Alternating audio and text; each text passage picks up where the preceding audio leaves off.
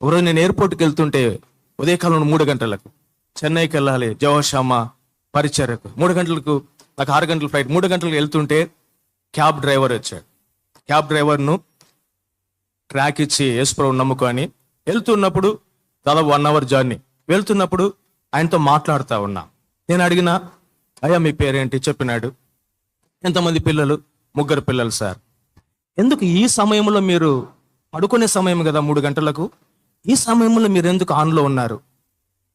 ఎందుకు ఆన్లో ఉన్నారు అంటే ఆయన అన్నాడు, సార్ నేను యవనస్తుడిగా ఉన్నప్పుడు మా నాన్న ఒక బేల్దారి మేస్త్రి, ఇల్లు కట్టుకునేవాడు. నేను ఒక్కడనే కొడుకుని సార్ మా తల్లిదండ్రులకు. చదువుకోరా చదువుకోరా చదువుకునే వయసు ఇది. నేను చదువుకోలేక కూలి పని చేసుకుంటా ఉన్నా. కూలికి పోతేనే డబ్బులు వస్తాయి, ఆ డబ్బుతోనే మీ అమ్మ నిన్ను సాగుతా ఉన్నా.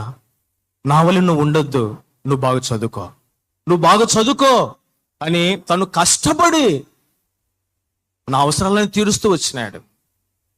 కానీ నేను చదువుకోలేదు సార్. నన్ను అంతగా ప్రేమించిన నా తండ్రికి నేను మోసం చేసిన సార్. నేను చదువుకోలేదు, అందుకే ఉద్యోగం లేదు. ఈరోజు ఇట్లా ఉన్నా. నేను ఇప్పుడు 3 గంటలకు ఆన్లో లేకపోతే మీరిచ్చే 700 నాకు రాదు సార్. నేను ఒకవేళ 6 గంటలకు నేను ఆన్లో వచ్చినానంటే ఆ 700 రాదు, 400కే వస్తుంది రేటు. నేను ఇంకా లేటుగా లేచాను అనుకోండి, ఈ 400 కూడా 300 అయిపోతుంది సార్. నేను ఎందుకు నిద్రపోలేదో తెలుసా? 700 కావాలని, ఈ డబ్బు కావాలని. నేను చదువుకొని కారణాన్ని బట్టి, నాకు ఉద్యోగం రాని కారణాన్ని బట్టి నిద్రకు దూరం అయిపోయి కడుపు పోషణ కొరకు బ్రతుకుతా ఉన్నాడు. ఏడిచాడండి. నా వల్ల నా కుమారుడు ఉండకూడదు అని. నా కుమారుడు చదవడానికి, వానికి ఫీజు కట్టడానికి డబ్బు అవసరమని ఉదయకాలంలో 3 గంటలకు ఆన్లో ఉన్నా సార్. నా వల్ల నా కుమారుడు పనివాడుగా ఉండకూడదు, ఒక ఆఫీసర్గా తన కింద పనివారు ఉండాలని ఆశపడుతున్నా సార్ నేను. అందుకే 3 గంటలకే నేను రోడ్డు మీదకి వచ్చి, ప్రేమైన చెల్లి, తమ్ముడు, బహుశా మీ తండ్రి ఏ ఉద్యోగమో నాకు తెలియదు. నీ భవిష్యత్తు ఒకసారి గుర్తు చేసుకో. తనన్నాడు, సార్ ఆ సమయంలో నేను చదవవలసిన ఆ సమయంలో చదివింటే నేను కూడా ఒక ఏసీ ఆఫీసులో ఒక ఆఫీసర్గా ఉండేవాడిని సార్.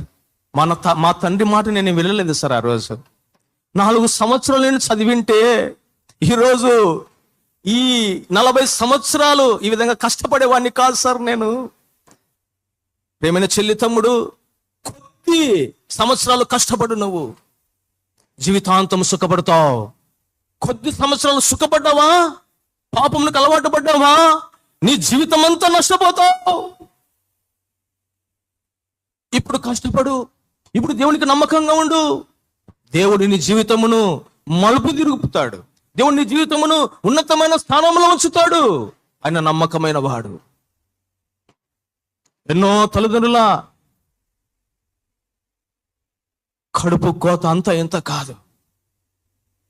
చేస్తున్నది పిల్లలైతే అనుభవిస్తున్నది కడుపు కోత వారు. యవనస్తుని జీవితాన్ని మలుపు చేసింది దేవుని గ్రంథము. రెండవది, యవనేచ్ఛల నుండి ఆయన పారిపోతూ వచ్చినాడు. ప్రేమైన చెల్లి, తమ్ముడు, దుష్ట సాంగత్యము మంచి నడవడికను చెడుపుతుంది. ఎవరితో నీ సాంగత్యం, ఎవరితో నీ సహవాసం ఉంది? నువ్వు మంచిదానివే, నువ్వు మంచివాడివే. ఎవరు నీ ఫ్రెండ్స్? ఎవరు అంటారు కదా బయట, నీ ఫ్రెండ్ ఎవరో చెప్పు, నువ్వెవరు చెప్తామంటారు.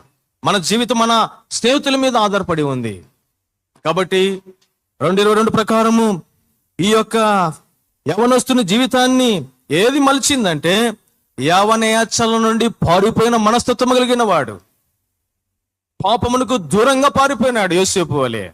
ఈనాడు పాపమునకు దూరంగా పారిపోతున్నావా? పాపము చేయడానికి పారిపోతా ఉన్నాం? పాపం చేయడానికి పరుగులు తీస్తా ఉన్నావా? మూడవది,